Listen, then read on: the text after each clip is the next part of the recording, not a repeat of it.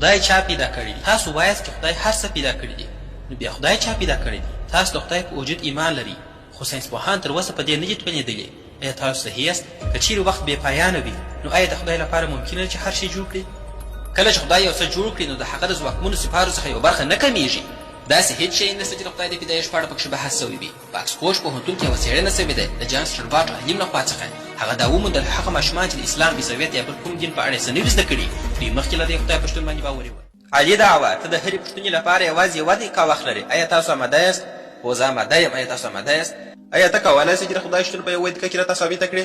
راځئ چې ګوګل ته ولاړ شو. د دې لپاره چې ګوګل موجود وي، موږ ته انټرنېټ پکار دی، او د انټرنېټ لپاره کمپیوټر، ټلیفون یا هم ایپاډ پکار دی. د دې لپاره چې کمپیوټر موجود وي، انسانان باید پیدا سوي وای، او دا هر څه پر برېښنا باندې ولاړ دي. اوس پوښتنه دا ده، ګوګل پر انټرنېټ باندې ولاړ دی، انټرنېټ پر کمپیوټر باندې ولاړ دی، کمپیوټر په موږ او تاسو انسانانو او برېښنا باندې ولاړ دی.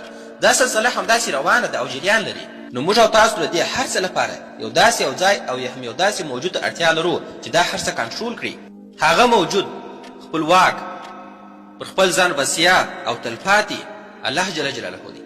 نو ولې دغه تلپاتې موجود کائنات نسي کېدلی؟ دا ښه ده چې ته دا خبره کوې، ځکه چې دا ښیي چې ته دا منې چې موږ ته یو لازمي او دایمي موجود پکار دی.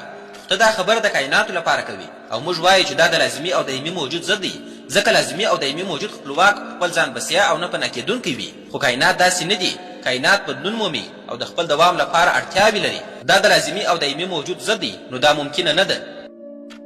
آیا خدای یو داسې څه جوړولی شي چې هغه یې نسي پورته کولی؟ دا پوښتنه له اصل څخه غلطه ده. دا داسې ده لکه زه چې ستا څخه پوښتنه وکړم په یوه اونۍ کې څو ورځې دي، هو که نه؟ دا پوښتنه د هو یا نه جواب نه لري، بلکې صحیح جواب یې 7 ورځې دي. نو د دې پوښتنې معنا نشته. که خدای داسې څه جوړ کړي چې هغه یې بیا نسي پورته کولی، نو دا به دا معنا ولري چې هغه بیا کمزوری سو، او دا ناممکنه ده چې خدای یو داسې څه جوړ کړي چې هغه یې بیا نسي پورته کولی. نو دا پوښتنه له اصل څخه ناسمه ده. آیا دوه یا ډېر خدایان کېدلی سي؟ نه، ځکه چې موږ بیرته د لازمي او دایمي موجود موضوع ته ګرځو. که دوه خدایان وای، نو پوښتنه به دا وه، څنګه یو لازمي او دایمي موجود چې خپلواک، پر ځان بسیا او بې نیازه وي، بل موجود ته څنګه اړتیا لري؟ که بل خدای وای، نو دا به د دې معنا درلودی چې لومړی خدای محتاج دی، او بیا هغه لازمي او دایمي موجود نه پاتې کېږي.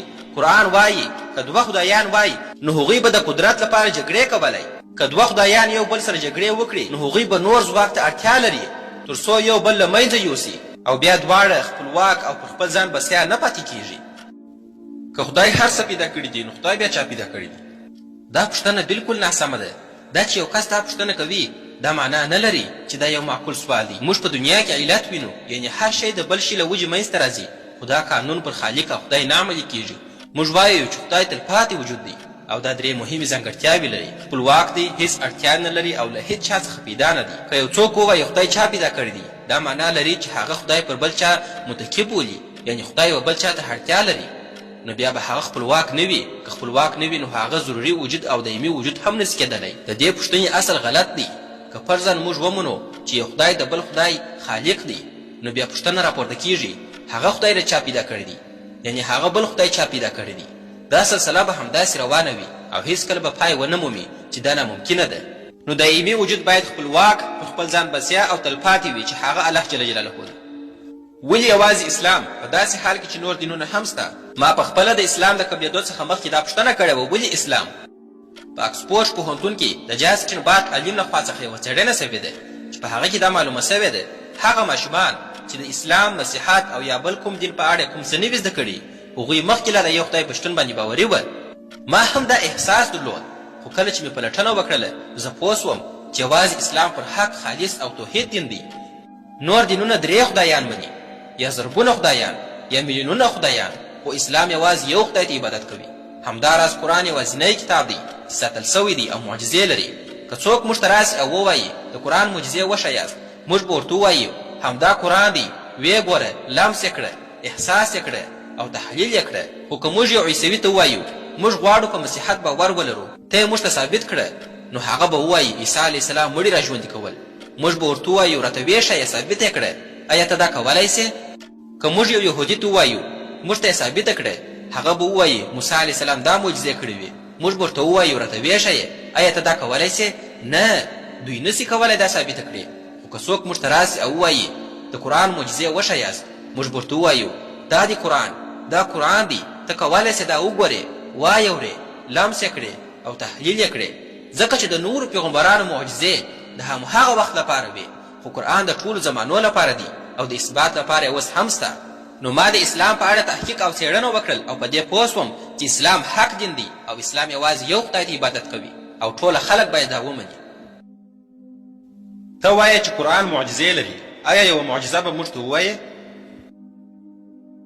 هو قرآن معجزې لري او زه به تاسو د قرآن 3 معجزې ووایم چې ما په قرآن کې لیدلې دي لومړۍ معجزه په سورة المسد کې الله تعالی فرمایي چې ابولهب ایمان نه راوړي دا سورت د ابولهب په ژوند کې نازل سو که ابولهب غوښتلی کولی سوی چې ایمان راوړي او دا آیاتونه ناسم ثابت کړي خو دا د قرآن معجزه وه هغه تر مرګه کافر پاتې سو دوهمه معجزه قرآن وایي چې الله تعالی به دا کتاب وساتي او د دې کتاب حفاظت به الله تعالی پخپله کوي او موږ وینو چې له 1400 کلونو راهیسې په قرآن کې کوم تغییر نه دی راغلی خو نور آسماني کتابونه بدل سوي دي په هغو کې تغییر راغلی دی درېیمه معجزه قرآن علمي معجزې لري لکه د انسان د جوړېدو پروسه چې انسان څنګه جوړ سوی دی چې الله تعالی په تفصیل سره بیان کړي دي په قرآن کې او ساينس اوس دا تاییدوي حال دا چې دا معلومات 1400 کاله وړاندې په قرآن کې راغلي دا یوازې د قرآن د معجزو 3 مثالونه دي خو د قرآن معجزې ډېرې دي او هر څوک کولی شي چې وویني او ویل ولي او پرې تحقیق وکړي ابولهب ته یوازې یوه جمله ویل پکار وه چې ټول اسلام یې ړنګ کړی وای الله تعالی په قرآن کې فرمایي چې ابولهب او د هغه میرمن به دوژخ ته ځي دوی دواړه به د کفر په حالت کې مړه کیږي او کافران به له دې دنیا څخه ځي که ته په دې اړه فکر وکړې ابولهب ته یوازې یوه خبره پکار وه چې اسلام باطل ثابت کړي ځکه چې قرآن په څرګند ډول وایي دوی به دوژخ ته ځي دی او ښځه به یې دواړه کافر له دنیا څخه ځي نو ابولهب ته یوازې دومره ویل پکار وه اشهد ان لا اله الا الله نو بیا به یې ویلي وای وګورئ اسلام درواغ وایي ځکه چې اسلام وایي زه به دوژخ ته ځم زه به کافر له دنیا څخه ځم دا دې وګوري زه مسلمان شولم نو په دې ویلو سره به اسلام غلط ثابت کړی وای خو هغه دا کار ونه کړ ځکه هغه کافر مړ سو دا یو عجب حقیقت دی دوهم دلیل الله تعالی په قرآن کې د موسی علیه السلام او یوسف علیه السلام د زمانې یادونه کوي د یوسف علیه السلام د وخت باچا الملک وایي او د موسی علیه السلام د وخت واکمن ته فرعون وایي خو په بایبل کې دواړو ته فرعون ویل سوي دي دا یو تاریخي اشتباه ده چې په بایبل کې الله سبحانه سوی دی وروسته مصري لیکونکو دا وموندل هغوی ته معلومه سول چې د یوسف علیه السلام په زمانه کې د فرعون لقب شتون نه درلودی په هغه وخت کې واکمنانو ته الملک پاچاهان ویل کېدل نه فرعون نو قرآن څنګه دا معلومات درلود که قرآن له بایبل څخه نقل کړی وای نو ولې دا غلطي تکرار نه کړل څنګه قرآن پوهېدی چې د یوسف علیه السلام په زمانه کې واکمنانو ته الملک ویل کېږي نه فرعون الله تعالی په سورت الروم کې وایي رومیان مات سوي دي خو ډېر ژر به دوی بیرته بریالي راوګرځېږي تاریخ پوهان وایي رومیان د فارس له لورې داسې مات سوي وه چې د بیرته راګرځېدو هېڅ امکان یې نه و دا دومره ناممکنه وه لکه چې موږ ووایو زه او تاسې به د امریکا کنټرول واخلو او ټرمپ ته به ماته ورکړو دا به یو مسخره ټولو ته ښکاره سي خو قرآن دا وړاندوینه وکړل تر 9 کلونو وروسته رومیان بیرته راغلل او فارس یې بیرته مات کړ دا یو تاریخي حقیقت دی او دا یوازې 3 مثالونه دي خو سلګونه داسې نورې معجزې د قرآن دسته ته د الله تعالی په شتون او وجود ایمان لري خو ساینسپوهان تر اوسه په دې نه دي توانېدلي آیا ته صحیح یې موږ خپل عقل او منطق کاروو خو ساینس صرف د هغو شیانو سره کار دی چې موږ په خپل حواس کې حس کولی سو لکه موږ چې وینو لمس یې کړو بوی یې کړو وایو احساس یې کړو دا ټول د تجربې پر بنیاد ولاړ دي ساینس صرف د فزیکي دنیا تر حده محدود دی خو موږ ګورو چې ساینسپوهان یو نوی شی هم کشف کړی دی چې هغه توره ماده ده دا یوه ماده ده چې نه لیدل کېږي نه لمس کېږي نه احساس کېدلی سي نه بوی کېدلی سي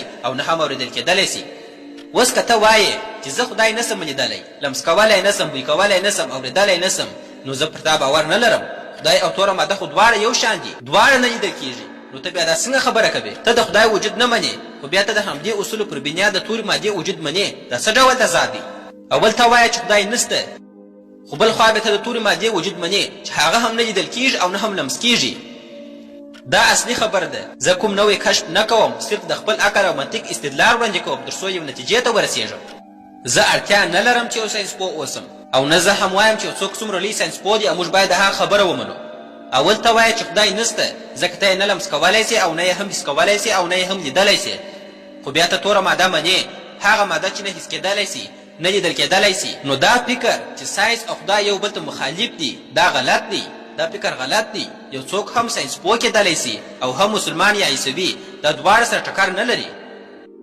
آیا ته دومره زړور یې چې د مشهورو ملحدینو سره بحث وکړې زه هیڅ ستونزه نه ورسره لرم ځکه زه پر خپلو دلایلو باندې 100% باوري یم ما ته دا مهمه نه ده چې دوی څومره لوی پوهان دي یا څومره لوی مشهوره نومونه لري زه پوهېږم دوی د دې دلایلو هیڅ جواب نه لري او که منطقي فکر وکړي نو باید لږ تر لږه د دې هر څه منلو ته تسلیم سي زه هیڅ پروا نه لرم که دوی پوهان وي پروفیسران وي یا هر څوک وي که دوی لږ عقل لري نو زموږ منطقي خبرې دې واوري او زموږ خبرو ته دې تسلیم سي او دوی نسي کولی چې د دې دلایلو څخه ځان خلاص کړي. که وخت نامحدوده او بې پایانه وي نو آیا امکانات هم نامحدوده دي؟ دا ښه پوښتنه ده. زه باید لومړی اوبه وڅښم.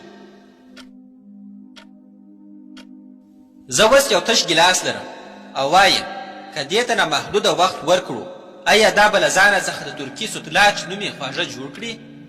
نه، ځکه چې یوازې وخت کافي نه دی. وخت باید له ځانه سره مواد هم ولري. یعنی که یو څیز د ځان لپاره اړین عناصر ونه لري نو وخت هیڅ اثر نه پرې کوي.